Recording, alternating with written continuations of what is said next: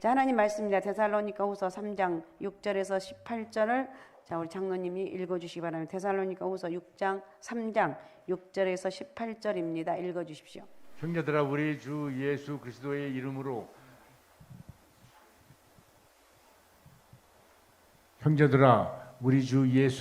이름으로 너희를 명하노니 게으르게 행하고 우리에게 받은 전통대로 행하지 아니하는 모든 형제에게서 떠나라. 어떻게 우리를 본받아야 할지를 너희가 스스로 아나니 우리가 너희 가운데서 무질서하게 행하지 아니하며 누구에게서든지 음식을 값없이 먹지 않고 오직 수고하고 애써 죄를 일하면 너희 아무에게도 폐를 끼치지 아니하려 함이니 우리에게 권리가 없는 것이 아니요 오직 스스로 너에게 본을 보여 우리를 본받게 하려 함이니라. 우리가 너에게 함께 있을 때에도 너에게 명하기를 누구든지 일하기를 싫어하거든 먹지도 말게 하라 하였다 하니 우리가 들은즉 너희 가운데 게으르게 행하여 도무지 일하지 아니하고 일을 만들기만 하는 자들이 있다 하니 이런 자들에게서 우리가 명하고 주 예수 그리스도 안에서 권하기를 조용히 일하여 자기 양식을 먹으라 하노라. 형제들아, 너희는 선을 행하다가 낙심하지 말라. 누가 이 편지에 한 우리 말을 순종하지 아니하거든 그 사람을 지목하여 사귀지 말고 그러하여금 부끄럽게 하라. 그러나 원수같이 생각하지 말고 형제같이 권면하라. 평강의 주께서 친히 때마다 일마다 너에게 평강을 주시고 주께서 너희 모든 사람과 함께 하시기를 원하노라. 나 바울은 친필로 문안하노니 이는 편지마다 표시로서 이렇게 쓰노라. 우리 주 예수 그리스도의 은혜가 너희 무리에게 있을지어다. 아멘. 자, 오늘은 규모 있는 생활에 대한 바울의 권면입니다. 바울의 권면인데 뭐에 대해서 권면하고 있는가? 규모 있는 생활. 그러니까 바울의 이 말씀을 바울이 권면하는 걸 잘 들으시고 여러분 이 말씀대로만 살아가면 여러분 인생 걱정할 거 없어요. 내 마음대로 살면서 기도만 하고 이게 안 돼요. 내가 기도한 만큼 내 생활도 바뀌어져야 돼요. 알았사옵나이까? 바뀌어지면 은혜가 있으시기 바랍니다. 나를 만드는 거예요. 이게 나를 만드는 거 쉬운 건 아닌데 내가 만드는 게 아니라 성령이 내가 기도하면 나를 만들어 가신다는 거예요. 아셨습니까? 오늘 본문에서 바울은 데살로니가 교회 성도들에게 교회에 앉는 규모 없는 자들을 경계하는 동시에 규모 있는 생활을 해라. 규모 있는 생활을 힘쓸 것을 권면하고 있습니다. 자, 그래서 오늘 이 시간은 본문을 중심으로 규모 있는 생활에 대한 바울의 권면을 구체적으로 한번 생각해 보겠습니다. 자, 첫 번째. 자, 그러면 먼저 규모 없이 행하는 자는 어떤 자들인가? 규모 없이 행하는. 그러니까 이 말씀을 들으면서 나는 규모가 있는 거야? 없는 거야? 나를 살펴보는 게. 알았사옵나이까? 나를 살펴보는 거야. 규모 없이 행하는 자는 어떤 자들인가? 첫 번째, 바울이 전해진 복음의 진리를 따르지 않는 사람들, 지 맘대로 하는 사람들입니다. 바울은 규모 없이 행하는 자들의 두 가지 특징을 말해주고 있는데 그 첫째가 복음의 진리를 따르지 않는 자들이라고 말하고 있는데 자 6절 한번 읽어주시기 바랍니다. 장로님 6절. 장로님 졸지 말고 6절. 눈 감지 말고 6절. 형제들아, 우리 주 예수 그리스도의 이름으로 너희를 명하노니 게으르게 행하고 우리에게서 받은 전통대로 행하지 아니하는 모든 형제에게서 떠나라. 아멘. 아멘. 장로님 눈을 번쩍 뜨고 알았습니까? 할렐루야. 오늘 하루 힘드셨지만 눈을 번쩍 뜨고 또 우리 장로님은 전도사님 또 얼마나 기도를 많이 합니까? 기도하니까 우리 장로님 복 있는겨. 장로님이 잘하시는 게 아니라 또 전도사님이 기도를 그냥 불도저처럼 미니까 잘 된다고 생각하시고 야 너는 나 때문에 사는 거 이렇게 하지 말고 나는 마누라 때문에 산다. 알았사옵나이까? 제가 여러분 왜 이런 말 하냐? 장로님 눈 좀 뜨시고 또 여기 얼마나 피곤해. 우리 학생들도 피곤하고 좀 정신을 차리라고 이 말 했으니까 오해도 금물, 뭐도 금물. 아셨죠? 아셨죠? 자, 우리에게 받은 전통대로 행하지 아니하는 자라고 지칭하고 있는 여기 전통이란 문자적으로 어떤 사람에게 넘겨진 것을 말하자면 어떤 사람이 넘겨진 것을 말하지만 본문에서는 교훈, 가르침을 지칭하고 있습니다. 다시 말하면 바울이 데살로니가에 머물면서 데살로니가의 성도들에게 증거했던 복음을 비롯해서 지금까지 그가 데살로니가 교회에 보낸 편지들을 통해 준 교훈과 권면을 가리키고 있다는 것입니다. 바울이 데살로니가 교회의 성도들에게 증거한 복음은 물론이지만 그가 편지를 통해서 준 교훈이나 권면 역시 예수 그리스도를 통해서 선포되어진 복음의 진리에 근거하고 있어요. 복음의 진리에 대해서 근거하고 있다. 알았습니까? 그냥 허투루한 말이 아니라 복음의 예수 그리스도를 통해서 선포된 복음의 진리에 말씀을 의지하면서 이 말씀을 하고 있다는 것입니다. 그래서 이 당시 데살로니가 교회 성도들의 대다수는 바울의 가르침대로 행하며 살았는데 그러나 잘못된 여기서 말씀하는 건 잘못된 재림 사상. 야, 예수님이 내일 모레 오신대. 예수님 내일 모레 오시는데 뭘 그렇게 죽을 둥 살 둥 모르게 사냐고. 적당히 살아야지 이런 사람. 그러니까 재림 사상에 빠져서 규모없이 행하는 소수의 사람들은 바울의 가르침을 무시하고 지멋대로 살았다는 것입니다. 지멋대로. 말씀도 무시하고 자기 멋대로 살았다는 거예요. 이들은 바울이 그들에게 전해준 복음의 진리를 무시하며 살았다는 것입니다. 심지어 그들의 잘못된 재림 사상을 바로잡기 위해서 바울이 보낸 편지의 내용을 왜곡합니다. 다 잘못된 재림 사상을 퍼뜨립니다. 예수님이 내일 모레 오신다는데 진짜야? 그럼 진짜지. 바울이 보낸 편지 봐봐. 거기 예수님이 금방 오신다는 거야. 어떻게 살아야지? 야, 그렇게 죽도록 일하지 마. 대충 살면 돼. 거기에 또 폴딱 넘어가는. 자, 그런데 이들은 예수 그리스도의 재림을 강조하지만 실제적으로 재림을 고대하는 성도의 삶의 모습은 없습니다. 이들은 말은 잘했지만 실천이 없었고 잘못된 재림 사상을 퍼뜨림으로 인해서 오히려 이 잘못된 재림 사상이 교회를 혼란스럽게 하는 거예요. 신천지가 요즘 아주 막 나가더라고요. 신천지가 막 나가는데 오늘 극동방송을 듣다 보니까 신천지가 뭘 한대더라. 내가 이거 얘기해도 안 돼. 이게 저기가 안 되니까 단편적인 말만 내가 하게 되거든요. 근데 어쨌든 간에 무슨 백신이 있더라고요. 그래서 신천지가 잘못한 것은 하나하나 파헤치겠다. 이러면서 경고한 내가 속으로 잘한다. 난 잘 모르지만 나는 그렇게 할 수가 없지만 너희들 백신인가 뭔가 잘한다. 영적인 백신을 잘 퍼뜨려서 이 이단 사상 악한 것들 다 떠나가야지. 그래요, 안 그래요? 정신을 바짝 차리고는 이단에 넘어가면 안 되는 거죠.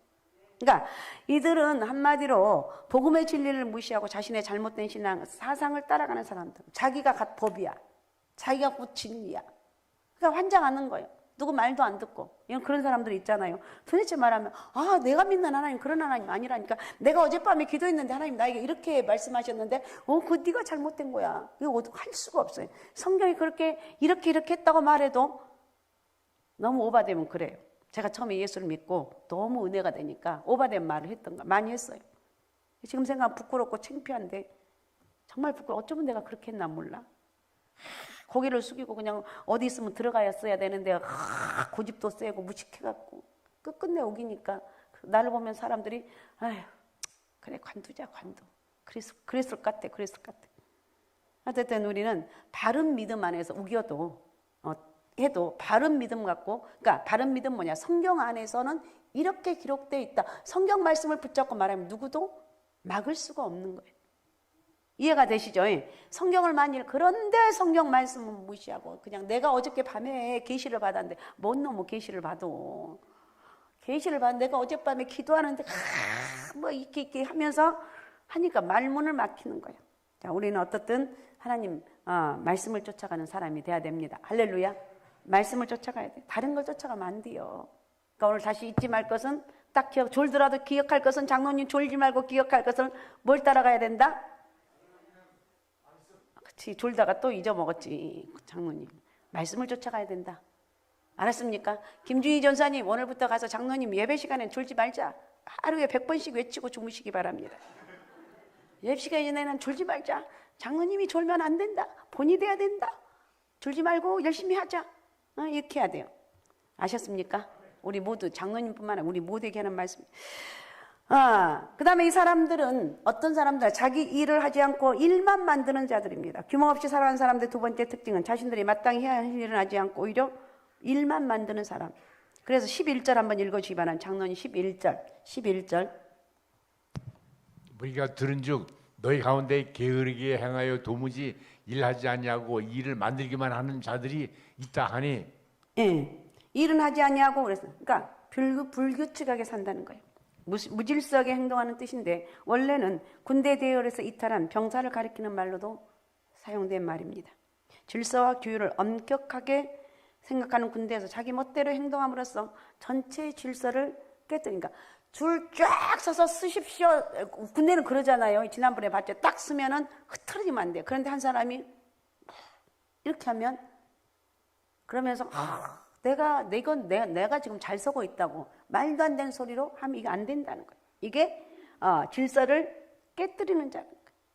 자, 이런 사람들을 규모 없이 행하는 자라고 말하고 있는데 군대가 대열을 지어서 질서 정연하게 해야 된다는 것, 전체의 행진 질서를 깨뜨린 병사를 가리켜서 규모 없이 행하는 자라고 꼭 집어서 말하면 규모 없이 병사가 규모 없이 행하는 자, 지 맘대로 하는 자.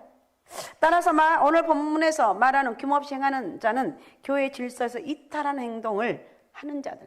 교회하고 전혀 상관없는 나는 은혜 받은 사람. 여러분 옛날에 지금이야 뭐 그것도 저것도 은혜도 못 받고 그러는데 옛날에는 은혜 받으면 대단했거든요. 제가 처음 예수 믿을 때만 해도 은혜 받은 사람들 대단했거든요. 그 사람 말이 그냥 능력 있고 근데 요즘은 그런 것도 없어요. 가끔가다 그런 때가 부러운 때가 있어요. 옛날에는 그랬는데 권사님 한 분이 그냥 능력을 막 받아서 그럼 다들 꼼짝 못하고 그렇게 해야 되는구나. 지금은 꼭 그런 것도 없어요. 왜? 기도를 안 하니까. 영적인 은혜가 없기 때문에 그러는 거예요. 자, 사람들이 살아온 곳에는 서로 지켜야 될 기본 질서가 있습니다. 그 질서가 잘 지켜질 때 조화롭고 아름다운 관계가 유지됩니다. 가정에서도 마찬가지죠. 가정에는 가정의 구성원들이 지켜야 될 질서가 있습니다. 아빠, 엄마, 자녀들 다 있어, 질서. 직장은 직장 동료들 상호간에 지켜야 될 질서가 있고 사회에는 사회 구성원들이 지켜야 될 질서가 있다는 거예요. 그런데 이 질서가 무너지게 되면 혼란이 오게 되는 거예요. 마찬가지로 교회도 성도 상호간에 지켜야 될 질서가 있는데 이 질서는 그럼 교회 질서는 어떤 것인가요? 이렇게 물어볼 수가 있습니다. 교회 질서는 뭐예요? 이렇게 물어볼 수 있는 이 질서는 어디에 근거해야 되는가? 말씀에 근거해야 된다는 거예요. 알았사옵나이까? 말씀에 근거한 질서. 말씀이 뭐라고 있는가? 왜 목사를 세우고 왜 장로를 세우고 왜 각자 이 지킨 이유가 뭔 줄 아시면 그 사람들이 능력 있고 뭐 아주 완벽하게 선한 일 아니에요. 질서를 위해서 그렇게 한 거예요. 알았습니까? 그러니까 목사는 목사로서의 성도들이 예우해주고 장로님은 장로로서의 그런 것들을 예우해주는 거예요. 이게 바로 질서. 집에서도 마찬가지예요. 아들이 훨씬 잘 나갈 수가 있고 훨씬 더 손자가 잘 나갈 수가 있는데 그렇다고 그 잘 나간 아들이 부모 무시하면 안 되겠죠. 질서를 유지해야 되는 거예요. 만약 교회 안에서 이 질서가 지켜지지 않는다면 교회는 혼란에 빠지게 됩니다. 근데 바울 당시 데살로니가 교회 안에는 이런 자들이 있었다고 성경이 기록하고 있습니다.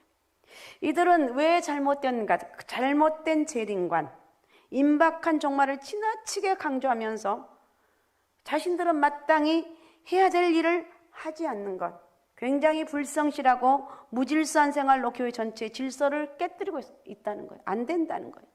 교회는 절대로, 교회도 물론이고 어디를 가든지 질서를 지켜야 되는 거예요. 알았습니까? 알았습니까? 버스 탈 때도 마찬가지죠. 무엇을 할 때도 질서가 꼭 필요한 거예요. 자, 그래서 이들은 자신들이 마땅히 해야 할 일은 하지 않으면서 일만 만드는 자들이었는데, 본문에 일만 만드는 자들이란 말은 두루 다니면서 참견하는 사람, 뒤에서 일만 만드는 사람을 가리키는 말은 이들은 자신들의 생계를 위해서 열심히 일하는 사람들 찾아다니면서 야, 주님의 재림이 임박했는데 뭘 그렇게 열심히 하냐? 응? 그렇게 일에 얽매이지 말고 주님을 영접할 준비를 해야 된다고 하면서 다니던 직장도 못 다니게 하고 이런 자들이 있다는 거예요. 우리가 그 이단 중에 가장 큰 이단이 뭐였습니까? 1992년 뭐였죠? 다미성교회. 아주 최악의, 거기에 많은 사람이 넘어갔습니다. 그 사람들은 다, 야, 우리 예수님이 재림한데 그 직장도 그만둬. 우리가 그때 상계동에 살았었는데 상계동에 그 공무원 중에 그만두고 그 사람도 이렇게 사라졌어. 그 사람 어디 가서 뭐 하나 몰라. 그렇게 하니까 텔레비전에서 중계까지 할 정도 어마어마한 대역사였어. 꼴딱 다 넘어간 거예요. 그래서 지금 여전히 1992년에 이런 일이 있었는데 지금은 2023년 몇 년이 지났어요? 그렇게 지난 아직 예수님이 재림 안 했어. 어쨌든 주님이 분명히 말씀하면 재림은 하나님만 아는 거라고. 알았습니까? 예수님이 재림한다고 몇 월 며칠 날 내가 기도하는데 그런 계시를 받았다고 한 대가 딱 이런다 빡 올려. 뭐라고 그래야지? 한방 귀싸대기를 한번 빵 때려주고 정신 차려 놈아. 성경이 어디 그렇게 있냐? 우리는 성경을 믿는 사람이기 때문에 정신을 바짝 차리라는 거예요. 아셨습니까? 말세가 되면 될수록 여러 가지 혼란스러운 말이 있는데 여기에 우리는 넘어가지 말아야 된다. 그러니까 다른 사람들은 열심히 하는데 가서 괜히 가서 어긋장 부리고 야 그렇게 안 해도 돼. 이렇게 하면 안 된다. 이것은 사람들의 누를 끼치는 생활을 하게 되고 교회 전체 질서를 깨뜨리게 되고 성실하게 살아가는 사람들을 혼란에 빠뜨려서 그들까지 어려움에 처하게 한다. 그러니까 우리는 내 주어진 삶 가운데 최선을 다해 사는 것이 정답이다. 알았습니까? 이게 바로 정답이라는 거예요. 최선을 다해 살아가는. 주님이 오늘 이 시간 당장 오신다 할지라도 나는 최선을 다해 살아가야 된다. 알았죠? 최선을 다해서 살아갑시다. 그 다음에 큰 두 번째 규모 없는 자들 어떻게 대하라고 했는가? 떠나라고 했습니다. 6절을 다시 읽어주기 바랍니다. 장론 6절. 형제들아 우리 주 예수 그리스도의 이름으로 너희를 명하노니 게으르게 행하고 우리에게서 받은 전통대로 행하지 아니하는 모든 형제에게서 떠나라. 여기서 떠나라는 말은 피하라는 뜻인데 개인적인 교우 관계를 멀리하라는 것입니다. 그러나 이 말은 규모 없이 행하는 자들을 교회에서 출교하라는 말이 아닙니다. 이들의 행위를 경계하면서 가까이 하지 말라. 출교시키라는 말이 아닙니다. 자, 14절 한번 또 읽어주시면 14절. 누가 이 편지에 한 우리 말을 순종하지 아니하거든 그 사람을 지목하여 사귀지 말고 그로 하여금 부끄럽게 하라. 이것도 역시 같은 맥락의 산말인데 여기서 지목하여란 말은 표시하다는 뜻인데 당시 영수증이나 공문서의 서명에 일반적으로 통용하는 그런 단어입니다. 그러므로 순종하지 아니하거든 그 사람을 지목하여라는 말은 불순종하는 자에게 표를 붙여라 이런 뜻이에요. 그러나 이 말은 불순종한 사람을 실제로 지목하여 표를 붙이라는 의미가 아니고 이런 사람들의 행동을 주목해서 본 후에 그들의 잘못된 행위를 멀리하라. 그렇게 하면 안 된다고 말을 하고 멀리하라는 거예요. 또한 사귀지 말고 연합하지 말고 잘 섞이지 말라는 거예요. 친밀한 교제를 하지 말라는 거예요. 알았습니까? 친밀한 교제를 하지 말라. 그들의 말에 동조하거나 그들의 행위를 따르지 말라는 것인데요. 오히려 경계의 대상으로 삼아 멀리하라는 거. 그 사람들 이렇게 잘라버리라는 게 아니라 저 사람은 좀 잘못된 신앙관을 갖고 있네. 조금 멀리하라는 거예요. 이처럼 바울은 데살로니가 교회 성도들에게 규모 없이 행하는 자들을 멀리하라고 권면하고 있는 이유는 그들이 단순히 바울의 가르침에 불순종하고 있는 자들이기 때문이 아니고 바울이 데살로니가 교회 성도들에게 준 모든 교훈은 바울에게서 나온 것이 아니라 예수 그리스도께서 나온 것인 거라는 것을 하나님 말씀이 선포한 것이라는 그 복음에 근거한 것입니다. 그래서 6절을 다시 한번 읽어주시면 6절 형제들아 우리 주 예수 그리스도의 이름으로 너희를 명하노니 게으르게 행하고 우리에게서 받은 전통대로 행하지 아니하는 모든 형제에게서 떠나라. 게으르게 하는 자들은 주님의 교훈을 불순종하는 자들이고 이들을 멀리하라는 명령은 바울은 한 개인에게서 나온 명령이 아니라 주님에게서 나온 명령이다. 때문에 규모 없이 행하는 자를 멀리하고 사귀지 말라고 한 바울의 명령은 반드시 지키라는 거예요. 제발 이런 자들하고 멀리하라는 거예요. 그런데 바울이 이렇게 단호하게 명령하는 이유는 그들로 하여금 잘못된 교훈에 미혹되는 것을 사전에 방지하기 위한 그런 바울의 방침. 잘못된 미혹해서 넘어가고 이단에 넘어가고 이렇게 되면 얼마나 이게 한 영혼이 실족하는 거 얼마나 큰일이냐는 거예요. 그러니까 바울이 절대 이런 잘못된 교훈에 넘어가면 안 되고 그러니까 우리가 잘못된 교훈에 넘어가지 않는 비결은 말씀을 많이 읽으라는 거예요. 알았습니까? 그래서 성경 1년에 1독 하려면 하루에 몇 장을 읽어야 됩니까? 그것도 모르죠. 세상에. 성경을 1년에 일독하는 비결은 하루에 석장. 하루에 몇 장? 그대요. 하루에 몇 장? 석장. 졸리지. 내가 이해를 한데 정신 바짝. 하루에 석장 있고 주일날은 4장 읽어요. 알았습니까? 하루에 매일 석장 있고 주일날은 몇 장? 정신을 바짝 차리고 사랑하는 은주야, 재영아, 눈을 뜨고 사랑하는 모처럼 하니까 너 얼마나 힘들거냐. 그래도 해. 하루에 몇 장? 은주야 몇 장? 졸아서 모르지. 재영아 몇 장? 너도 졸아서 모르냐? 야, 예은아 몇 장? 요것들 셋이 쪼르륵 앉아서 다 돌고 있고 뭐. 하루에 몇 장이라고? 하루에 석장. 주일날은 몇 장? 4장. 다음 주에 또 물어볼 거예요. 하루에 몇 장? 저기 쌍둥이. 하루에 몇 장? 어? 쌍둥이 이름이 뭐지?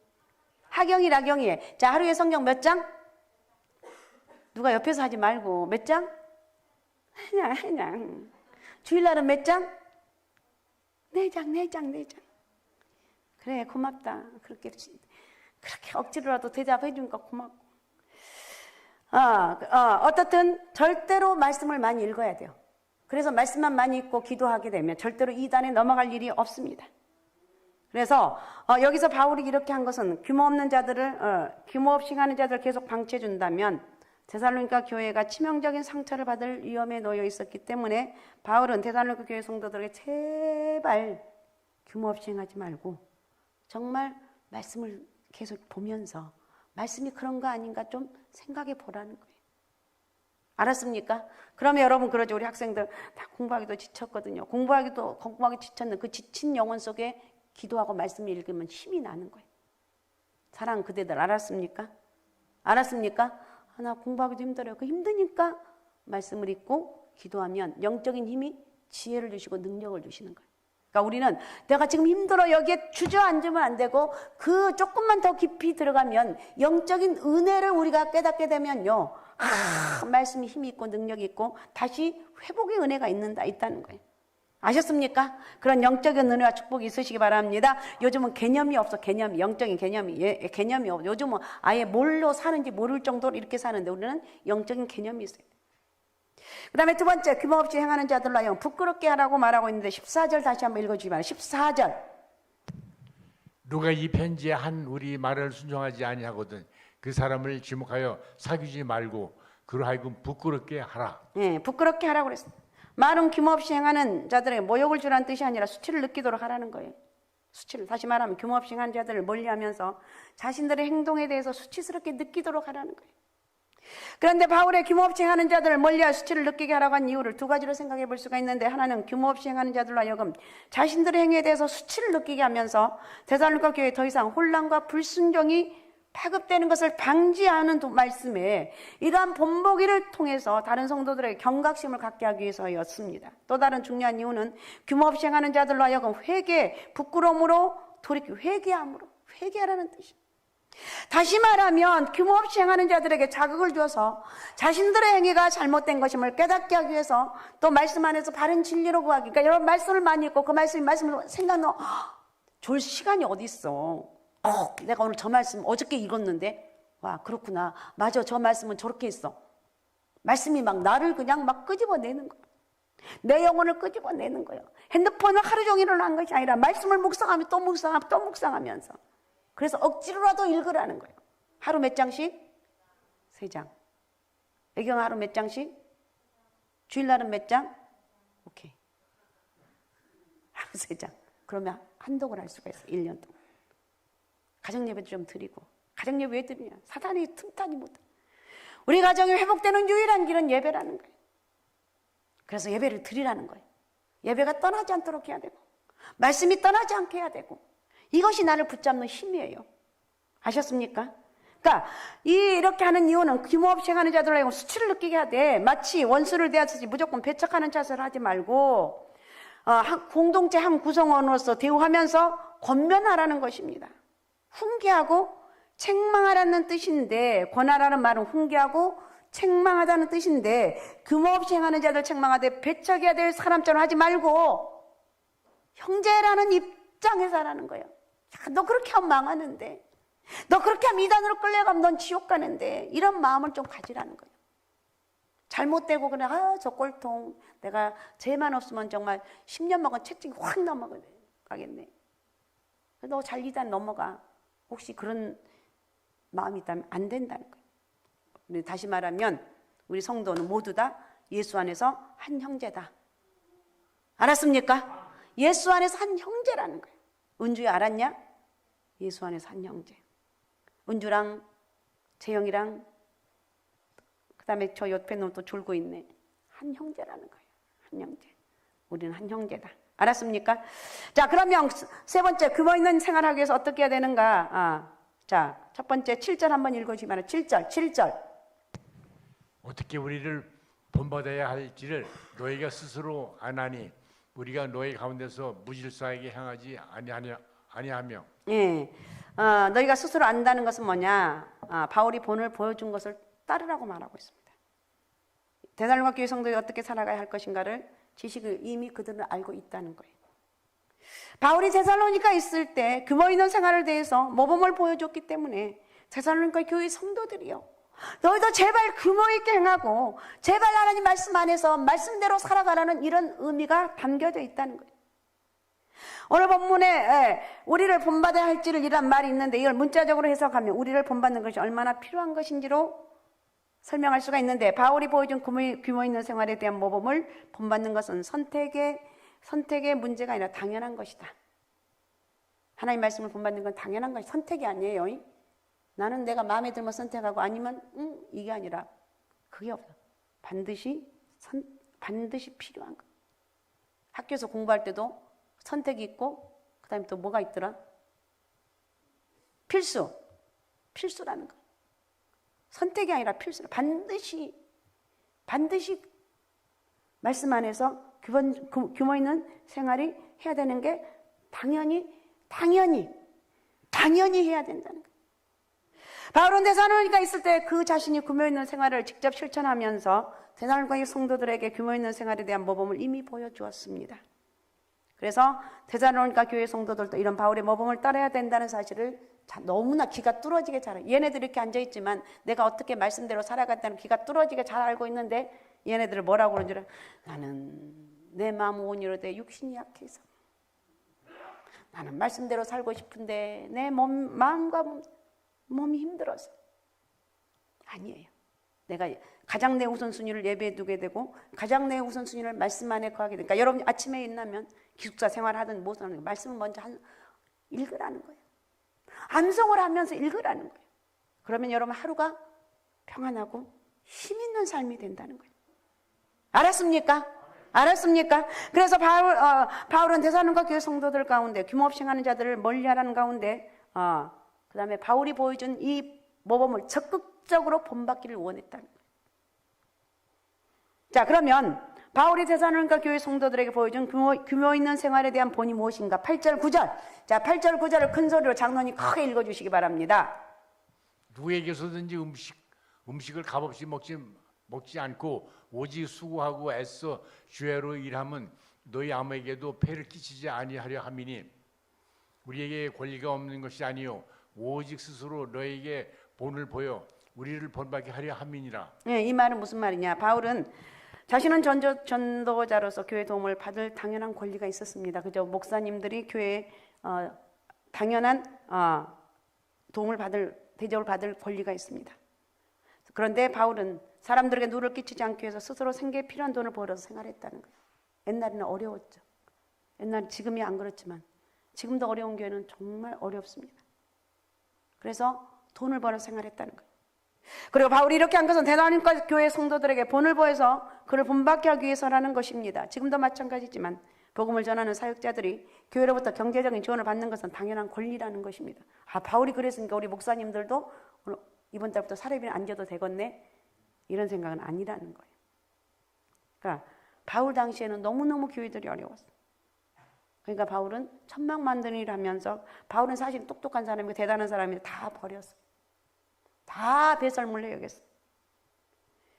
그러니까 바울은 재물을 치부하기 위해서 복음을 전한다는 오해로부터 오해받지 않기 위해서 가능한 자비량으로 복음을 전했고, 교회로부터 경제적으로 도움을 받는 경우에도 한정적인 조건을 달아서 오해의 소지 없을 경우만 받았어요. 그러니까 바울은 굉장히 본인을 쳐서 복종할 최선을 다해서 최선의 것만 받고 정말 최상의 하나님의 영광을 위해서 살아간 사람이 바울입니다.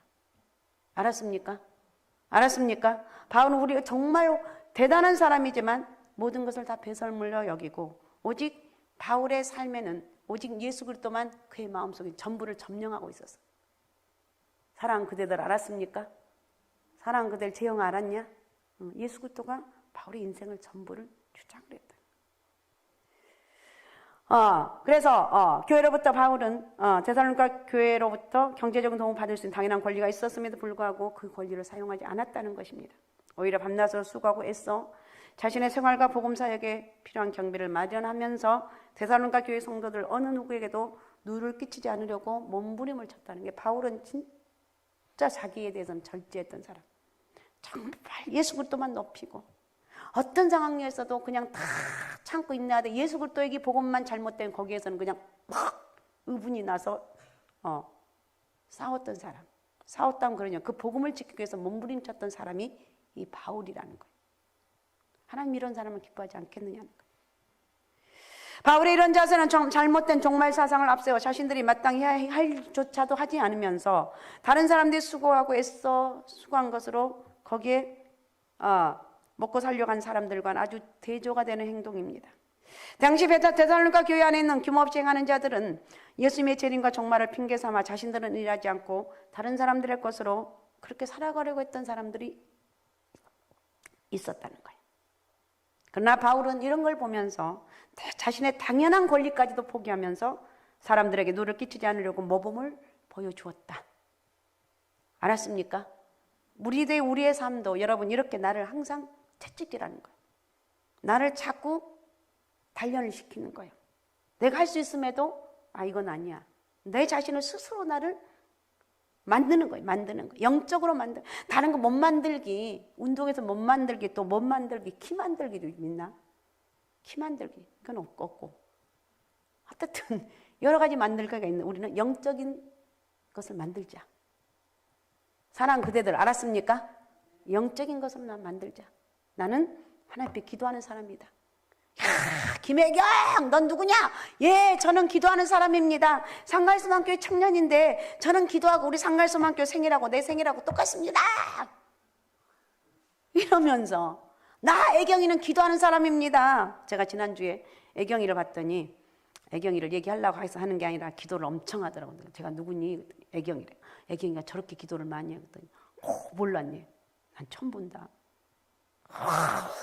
그냥 목숨 걸고 할 정도로 막 그냥 저쪽에서 에클레시아 집회 끝나고 저쪽에서 기도하는데, 제가 누구냐? 애경이래, 애경이. 그렇구나. 정말 몸부림을 치면서 정말 기도하는 그 모습이 얼마나 귀하냐는 거예요. 여러분, 오늘날 정말 이런 좀 믿음의 사람들이 우리 상갈소망교회에서 좀 불같이 일어났으면 좋겠습니다. 할렐루야, 할렐루야. 어쨌든 이런 사람이 있어요. 바울은 복음의 효과적인 전파와 확산을 위해서 자신의 당연한 권리임에도 불구하고 포기하면서 오직 복음만 위해서, 정말 복음을 위해서 살아가는 열정적인 사람이었다. 그러니까 규모 있는 생활에 대한 모범을 보여주었다. 규모 있는 생활에 대한 모범을 보여준 사람이 바울이라는 거예요. 그래서 바울은 데살로니가 교회 성도들은 자신의 모범을 본받기를 원했어요. 왜? 야, 너 나 좀 본받아. 애경아, 나 좀 본받아. 아니, 애경이가 또 누구한테? 야, 은주야, 나 좀 본받아. 그러면 이런 말하는 애경이가, 제가 그만큼 영적으로 자신이 있기 때문에, 야, 은주야, 재영아, 예은아, 나 좀 본받아봐. 여러분, 이런 멋있는 사람이 돼야 되는 거예요. 그럴 때, 저 언니는 뭔가 대단해 보여. 그러지? 재영아, 그렇지 않냐? 그런 것 같아. 뭐지? 기도 많이 해서 그래. 그럼 나도 기도하자. 그러니까 영적으로 누구도 감히 근접할 수 없는 그런, 그러니까 몸매를 만드는 것이 아니라, 몸매 만들기 위해서 얼마나 애를 써요. 운동 많이 하고. 영적인 것을 만들기 위해서 여러분 그 운동하는 만큼 10분의 1만 해도 여러분 영성의 사람이 되는 게, 알았습니까? 알았습니까? 영성의 사람이 되는 거예요. 그러면서 또 스스로 일해서 다른 사람에게 피해를 끼치지 말라고 했는데 10절 한번 읽으시기 바랍니다. 10절. 우리가 너희와 함께 있을 때에도 너에게 명하기를 누구든지 일하기 싫어하거든 먹지 말게 하라 하였더니. 예, 바울은 데살로니가에 있을 때 규모 있는 생활에 직접 모범을 보였을 뿐만 아니라 데살로니가 교회 성도들의 적당한 노동을 통해서 생활하도록 권면하고 있습니다. 바울은 데살로니가 교회 성도들의 복음을 전한 한편 그들에게 노동의 중요성, 책임도 강조하고 있어요. 심지어 정당하게 자기 일을 하지 않는 사람을 먹지 말라고까지 했어요. 야, 너 먹을 자격이 없어. 왜요? 네 할 일도 안 하잖아. 그럼 내가 할 일이 뭔가 생각을 해야 되는. 애경이가 할 일은 뭐냐? 지금 공부를 우선 최선을 다해서 하는 거. 은주가 할 일은 뭐냐? 재영이가 할 일은 뭐냐? 예은이가 할 일은 뭐냐? 내가 지금 할 일은 공부를 최선을 다해서 하자. 죽도록 하자. 딴짓하지 말고 하자. 정신 차리고 하자. 열심히 하자. 이러면 이놈들이 아멘 좀 하면 얼마나 좋겠어. 응? 열심히 하자. 최선을 다해서. 저 쌍둥이들, 쟤네도 공부 잘한지 어쩐지 모르겠지만 니네들 잘하냐 못하냐, 내가 볼 때 썩 잘한 것 같지는 않은데 열심히 해. 그러면 이 말을 들으면 정신을 바짝, 아니 목사님 나를 어떻게 알아? 내가 다음에 시험 쳐서 내가 갖다 줘야 돼. 내 성적표를 갖다가 내가 목사님 이렇게 내가 공부를 잘한 사람이라니까요. 그러면 미안해. 그러지 않겠냐는 거예요. 정신을 바짝, 영적으로 정신을 차려지면요 공부하는데도 지혜가 생기는 거예요. 알았습니까? 영적으로 정신을 차리라는 거예요. 그래서 데살로니가 교회 성도들이 자신이 보여준 모범을 정본받아 정당하게 살아가라는 거예요. 정당하게 제발 살아라. 최선을 다해서 살아라.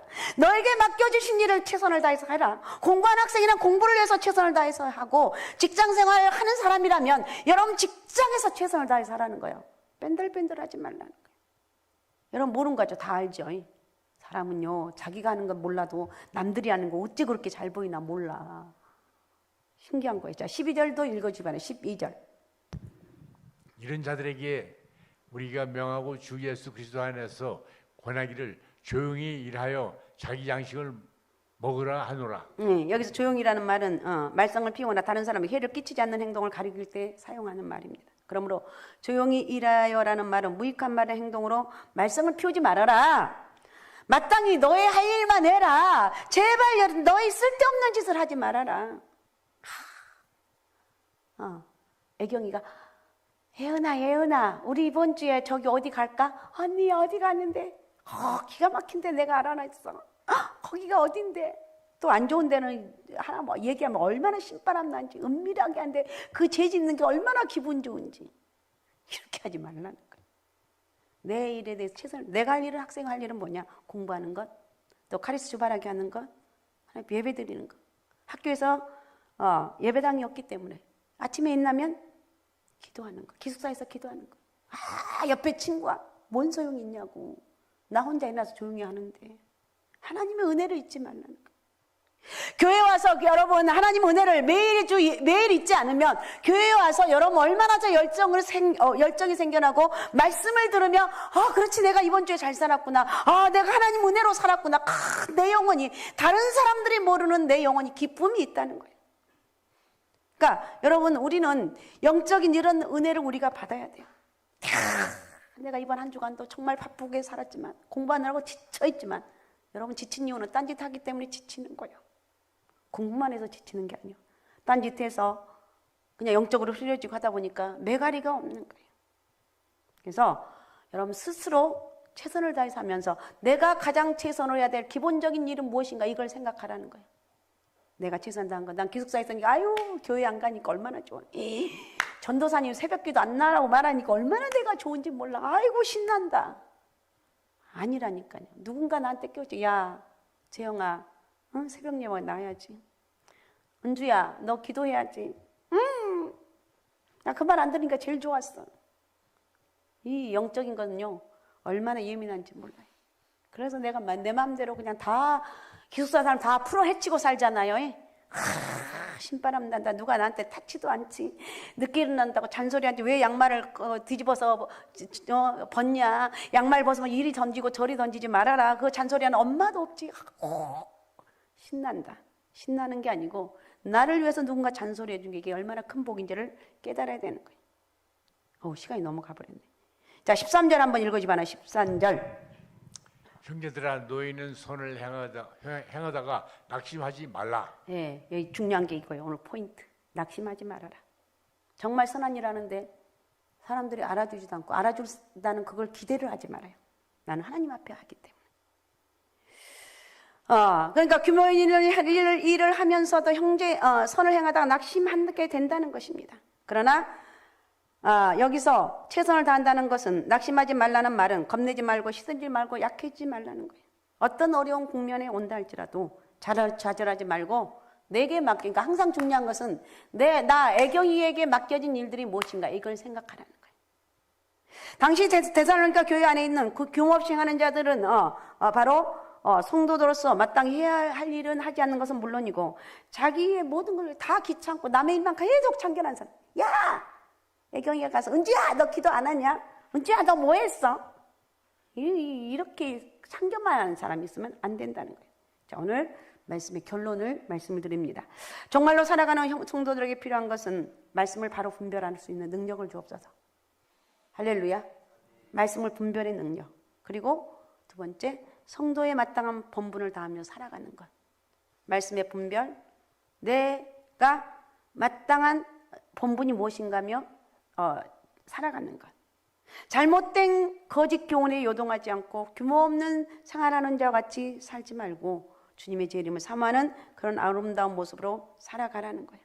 그리고 끝마침 16절에서 18절, 16절을 먼저 읽어주시기 바랍니다.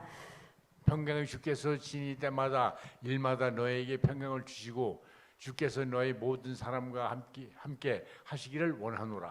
바울은 다 잔소리해놓고 주께서 친히 일마다 때마다 너희와 함께 하시길 원한다고 이렇게 권면하고 있습니다. 어쨌든 바울은 주님이 주시는 평강만이 규모 없이 행하는 자들로 인해서 야기된 데살로니가 교회의 모든 문제를 해결할 수 있기 때문에 바울은 주님께 끊임없이 주님이 공급해 주시는 그 평강을 통해서 데살로니가 교회가 다시 회복되기를 원하는 그런 마음으로 말씀하고 있습니다. 18절도 읽어주시기 바랍니다. 18절. 우리 주 예수 그리스도의 은혜가 너희 무리에게 있을지어다. 아멘. 자, 우리 다 같이 한번 읽어보고 두 번만 읽어보고 같이 기도하겠습니다. 자, 우리 주 예수. 자, 18절. 자, 같이 화면을 보시고 자, 같이 읽겠습니다. 읽습니다. 시작. 우리 주 예수 그리스도의 은혜가 너희 무리에게 있을지어다. 한 번 더. 우리 주 예수 그리스도의 은혜가 너희 무리에게 있을지어다. 아멘. 최고의 큰 축복이. 다시 한번 할까요? 이걸 생각하면 얼마나 은혜로운 말이에요. 자, 다시 한번. 자, 시작. 우리 주 예수 그리스도의 은혜가 너희 무리에게 있을지어다. 아멘. 이 시간 여러분에게 우리 주 그리스도의 은혜가 여러분과 함께하는 그런 역사가 있으시기 바랍니다. 할렐루야. 주님, 정말 하나님 은혜로 살아가기 원합니다.